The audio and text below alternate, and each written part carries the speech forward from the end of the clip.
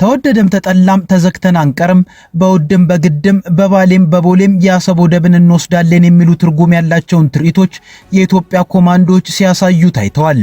በሐዋሳ በነበረው በዚሁ ዝግጅት ላይ ጠቅላይ ሚኒስትር አብይ አህመድ በተቃራኒው ለዘብ ብለው ታይተዋል። ፋኖ፣ ህወሓት፣ ሻዕቢያና የኦሮሞ ነጻነት ጦር ከሱዳኑ ጀነራል አብዱል ፈታህ አልቡርሃን ጋር የኢትዮጵያ መንግስትን በጋራ ለማጥቃት ስምምነት ፈርመዋል የሚል አስደንጋጭ መረጃም ተሰምቷል። ጤና ይስጥልን ኢትዮ ፍሮንቶች ነን። አብራችሁን ስትቆዩ እነዚህን መረጃዎች በስፋትና በጥልቀት ትሰማላችሁ። እስከዛው ቻናላችንን ሰብስክራይብ፣ ላይክ እና ሼር እያደረጋችሁ አብራችሁን ቆዩ። የኢፌድሪ የመከላከያ ሰራዊት የልዩ ዘመቻዎች እዝ የኮማንዶ ክፍለ ጦር የምስረታ በዓል ላይ የታዩ ትርኢቶች በአይነታቸው ለየት ያሉና የጦር ጉንተላም የታየባቸው ናቸው። ባለፈው ሳምንት የኤርትራ መንግስት ነበር የፈንቅል ዘመቻ መታሰቢያን በምጽዋ ወደብ ዳርቻ ላይ አከብራለሁ ብሎ የኢትዮጵያ መንግስትን ወጣቶች ባቀረቡት መነባንብ ሲሰድብና ሲወርፍ የታየው።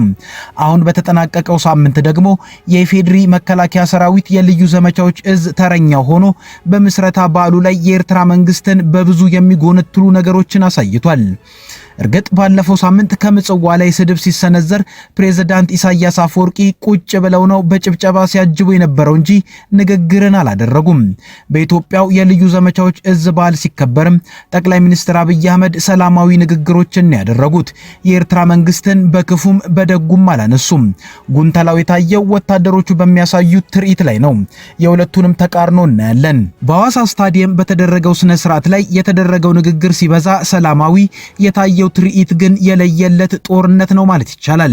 በሐዋሳ ከተማ በተከበረው የመከላከያ ሰራዊት የልዩ ዘመቻዎች እዝ 65ኛ ዓመት የምስረታ በዓል ላይ ንግግርን ያደረጉት ጠቅላይ ሚኒስትር አብይ አህመድ ኢትዮጵያ ከራሷ አልፋ ለአፍሪካ የሚተርፍ ኤሊት ፎርስ ለመገንባቷ ተናግረዋል። የልዩ ዘመቻዎች እዝ ቀይ ቦኔት ለባሾች ውጊያ የሚጨርሱና ውጊያን የሚያስቀሩ ናቸው። ኢትዮጵያ የዘመኑን ቴክኖሎጂ የሚጠቀም በምሽግ ብቻ ሳይሆን በስትራቴጂክ ቦታዎች ውጊያን የሚያጧጡፍና የሚያሳጥር ተቋም ስለገነባች መላው አፍሪካውያን እንኳን ደስ አላችሁ ሲሉ ተናግረዋል። የኛ ዝግጅት በድፍን አፍሪካ ሰላም ለማረጋገጥ ነው ያሉት ጠቅላይ ሚኒስትሩ በቀጠናችን ላሉ ሀገራት አለኝታ፣ መከታ፣ ጋሻ ለመሆን ነው የምንፈልገው ሲሉም ገልጸዋል። በዚህ ብቻ ሳያበቃ ከሶማሌ ጫፍ እስከ ምጽዋ ጫፍ በባህር የሚያጋጥሙ ሽብሮችን ወንድም ህዝቦችን ደግፈን ሽብርን ለማስቀረትና ልማት ብልጽግናን በቀጠናችን ለማረጋገጥ ለኢትዮጵያ ብቻ ሳይሆን ለቀጠናው በቂ የሆነ ኤሊት ፎርስ ቴክኖሎጂ የታጠቀ ቴክኖሎጂ የሚጠቀም በድሮን ሬኮኔሰንስ የሚያደርግ በካሚካዚ ምሽግ የሚያፈርስ በምሽግ ብቻ ሳይሆን በስትራቴጂክ ቦታዎች በሰላም ወረዳዎች ውጊያን የሚያጧጥፍና የሚያሳጥር ተቋም ኢትዮጵያ ስለገነባች ድፍን የምስራቅ አፍሪካ ሀገራት ድፍን የአፍሪካ ሀገራት እንኳን ደስ ያላችሁ እንኳን ደስ ያለንላችሁ ፈልጋለሁ። ጠቅላይ ሚኒስትሩ በልዩ ዘመቻዎች እዝ ምስረታ ላይ ያደረጉት ንግግር ከቅርብ ጊዜያት ወዲህ ከሚያደርጓቸው ንግግሮችም ለዘብተኛ ሆኖ የታየ ነው። ከቅርብ ጊዜያት ወዲህ በተለይ ደግሞ በሰሜን የሀገሪቱ ክፍልና ከኤርትራ ጋር ያለውን ውጥረት ተከትሎ ሲያደርጓቸው በነበሩ ንግግሮች ላይ የሚያነሷቸው ሐሳቦች ቁጣና ዛቻ አዘል ፉከራዎች የተጫናቸው ነበሩ። በሐዋሳ መድረክ ላይ ግን የቃላት አጠቃቀማቸው ለዝበውና እንደ አጠቃላይ ሰላምንና የደህንነት አቅም ግንባታን አማራጭ ባደረጉ ሐሳቦች ላይ ያተኮረ ሆኖ ተስተውሏል። ጠቅላይ ሚኒስትሩ በአንደበታቸው ይህን አይነት ሰላም የተጫነው ንግግር ያድርጉ እንጂ በመድረኩ የተስተዋለው ወታደራዊ ትርኢት ግን ከዚህ ፍጹም ተቃራኒ ሆኖ የታየ ነው። ከጨበታ ውጊያ እስከ ኮማንዶ የውጊያ ስልት የታየበት መድረኩ ቀጣይ የመንግስት አቅጣጫ ምን ሊሆን እንደሚችል የታየበት ነበር። ተወደደም ተጠላም ተዘክተን አንኖርም ከሚለው ማስፈራሪያ አዘል ጥቅስ ጀምሮ ሲታይ የነበረው ወታደራዊ ትርኢት ኢትዮጵያ በቀጣይ ለምታደርገው ጦርነት ያላትን ወታደራዊ አቅምና ዝግጁነትን ያሳየችበት ነው ሊባል ይችላል። በአንጻሩ ደግሞ ጠቅላይ ሚኒስትሩ አፍሪካዊ ደህንነትን በተለይ ደግሞ ምስራቅ አፍሪካን ግምት ውስጥ በማስገባት በምድር በተራራ በጅረት የነበረውን ልምምድ ባህር ላይ ወደሚደረግ ስልጠና መሸጋገሩን በመግለጽ ከሶማሊያ ጫፍ እስከ ምጽዋ ጫፍ በባህር ላይ የሚያጋጥሙ ሽብሮችን ወንድም ህዝቦችን ደግፈን ሽብርን ለማስቀረት ልማት ብልጽግናን በቀጠናችን ለማረጋገጥ ለኢትዮጵያ ብቻ ሳይሆን ለቀጠናው በቂ የሆነ ኤሊት ፎርስ መገንባቱን የገለጹበት ነው። የኛ ዝግጅት በድፍን አፍሪካ ሰላም ለማረጋገጥ በድፍን አፍሪካ ብልጽግናን ለማረጋገጥ በቀጠናችን ላሉ ሀገራት አለኝታ መከታ ጋሻ ለመሆን ነው። ለዚህም ሲባል በምድር በተራራ በጅረት የነበረውን ስልጠና ዛሬ ወደ ባህር ያሸጋገር ነው። ከውሃ የመራቅ ከውሃ የመሸሽ ውሃን እንደ ባዕድ አምልኮ የማየት ክፉ ልማዳችን አሁን ባለው የልማት እሳቤ ሪቨርሳይድ አርቲፊሻል ኢንተለጀንስ ግድቦች በመገንባት ውሃ ሕይወት ውሃ ልማት መሆኑን ማረጋገጥ መጀመራችን ይታወቃል። ጠቅላይ ሚኒስትሩ ሰላምና መረጋጋትን ማዕከል ያደረገ መስሎ በታየው በዚህ ንግግራቸው የአፍሪካ ቀንድን ለመጠበቅ ያለውን ዝግጅትና አቅም ቢያነሱም ተዘግቶብን አንቀርም በሚለው ፉከራ ዘል ጥቅስ ጎን የሚስተዋለው አንድ ምስል ደግሞ ዛሬ ለብዙዎች በተለይም ደግሞ ለኤርትራ ግልጽ መልእክት የተላለፈበት ነው።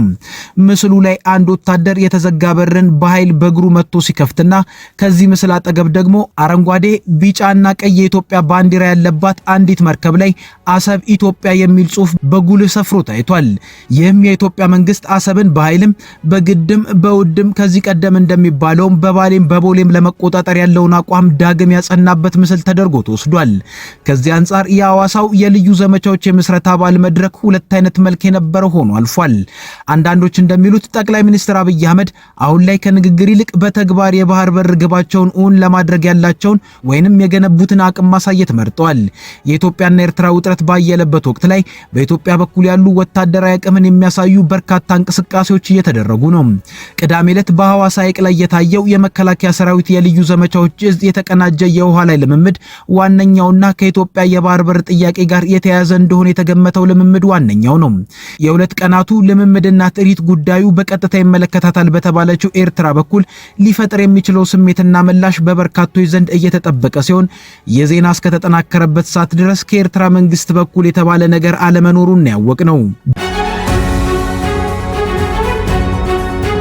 በአማራ ክልል የሚንቀሳቀሰው ፋኖ ህዝባዊ ወያኔ ሓርነት ትግራይ ህወሓት የኤርትራ መንግስት ሻቢያና በኦሮሚያ ክልል የሚንቀሳቀሰው የኦሮሞ ነጻነት ጦር ከሱዳኑ ሉዓላዊ ምክር ቤት ፕሬዝዳንት ጀነራል አብዱል ፈታህ አልቡርሃን ጋር ስምምነት መፈረማቸው ተነገረ።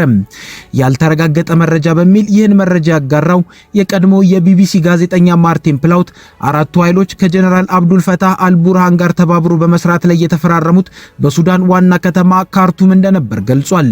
ዘ ኢኮኖሚስት የተሰኘው ዕውቅ መጽሔት ከወራት በፊት ባስነበበው ዘለግ ያለ ዘገባ ፋኖ ህወሓት ሻቢያና የኦሮሞ ነጻነት ጦር በሱዳን ካርቱም ተወካዮቻቸውን እየላኩ ውይይት ያደርጉ እንደነበር መዘገቡ የሚታወስ ነው። ሆኖም የቀድሞ ዕውቁ የቢቢሲ ጋዜጠኛ አሁን ላይ አራቱ ኃይሎች ከሱዳኑ ጀነራል አብዱል ፈታህ አልቡርሃን ጋር የተፈራረሙት ስምምነት በትክክል ይዘቱ ምን እንደሆነ ያልተጠቀሰ ሲሆን ነገር ግን የነዚህ ጥምረት ዓላማ በስልጣን ላይ ያለውን የብልጽግና መንግስትን መውጋት መሆኑን ግን ፍንጭ ሳይሰጥ አላለፈም።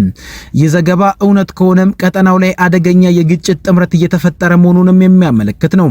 የሱዳኑ ፕሬዝዳንት ጀነራል አብዱል ፈታህ አልቡርሃን ከፋኖ ህወሓት ሻቢያና የኦሮሞ ነጻነት ጦር ጋር የስምምነት ፊርማን አኖሩ የሚለው ዘገባ የተሰማውም የጠቅላይ ሚኒስትር አብይ አህመድ መንግስት በሱዳን የአብዱል ፈታህ አልቡርሃን ተቀናቃኝና ለፈጥኖ ደራሽ ኃይሉ አዛዥ ጀነራል መሐመድ ሐምዳን ዳጋሎ በኢትዮጵያ ቤኒሻንጉል ጉሙዝ ክልል የሰራዊት ማሰልጠኛና ማቆያ ካምፕን እንዲሰራ ቦታን ሰጥቷል የሚለው የምርመራ ሪፖርት ሬውተርስ በተባለው ዓለም አቀፍ የዜና ምንጭ ይፋ መሆኑ ከተሰማ በኋላ ነው። የጀነራል አልቡርሃን ቡድን ቀድሞም ቢሆን ከነህወሓት ጋር ይሰራል የሚሉ ጭምጭምታዎች ይሰሙ የነበረ ቢሆንም ዛሬ ላይ የትብብር ስምምነትን አድርገዋል የሚል መረጃ የተሰማውም ጀነራል አልቡርሃን የኢትዮጵያው ጠቅላይ ሚኒስትር አብይ አህመድ ከተቀናቃኛቸው ጀነራል ዳጋሎ ጋር በትብብር ይሰራሉ ስለተባለ እሳቸውም ከአብይ ጠላቶች ጋር በመስራት ለመበቀል ያደረጉት ነው የሚመስለው። የሱዳኑ ጦርነት አሁንም ሆነ ቀደም ባሉ ጊዜያት በዓለም ላይ ነበሩ ከተባሉ ግጭቶች በሙሉ ከፍተኛ ሰብአዊ እልቂት የተስተናገደበት እንደሆነ ነው የሚነገረው።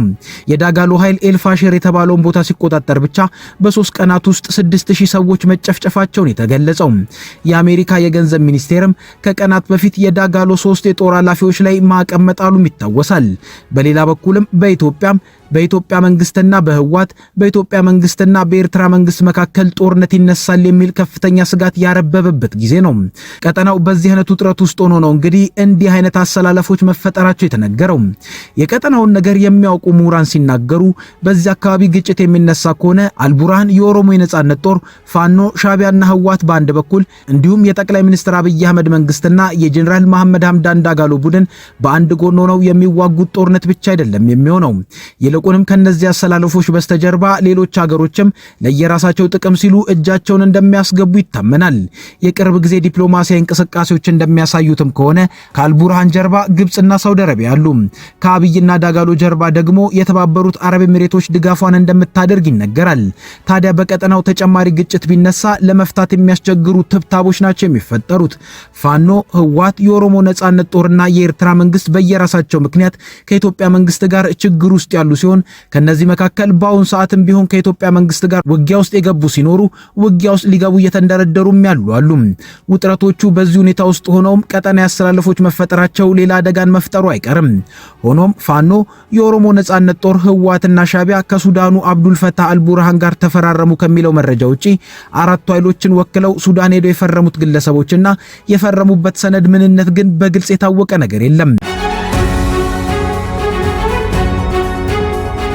ከኢትዮ ፍሮንት የዛሬ ጉዳዮቻችን እነዚህ ነበሩ።